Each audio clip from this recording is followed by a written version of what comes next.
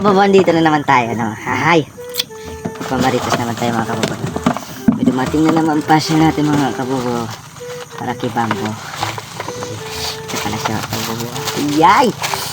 Ito pala mga kababawan. Para gawin natin yung disc brake si Bambo. Ito pala yung mga kababawan. Yan.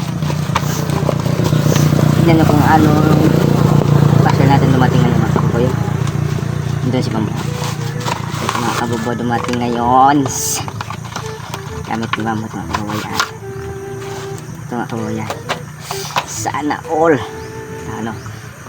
Ito mga gamit ni Bambo mga kababayan. Gawin natin si Bambo disc brake. Yan o. Mahaba naman siya pero kaya siguro mga kababayan.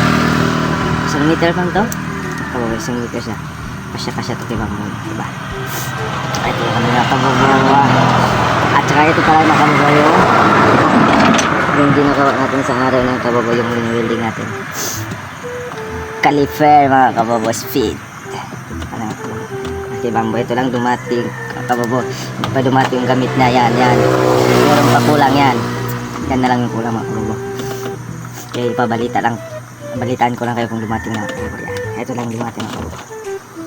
Caliper. I-host na kababaw. Ito yung pabais ko na ito mga kababaw. Welding na yan. Weldingin ko na yan. Guys, iba man yung telescopic niya mga kababaw. Hindi tulad ng XRM. Ako nag-welding ko lang yan. Yan mga kababaw. Kaya ipakita ko sa inyo mga kababaw kung saan pilat, diba? Kaya tara, let's go. Para dyan pala yung mga kababaw. Atay ko lara. Gwapo ni Bambo pero may ari mukhang tay, mukhang poet. Yatay.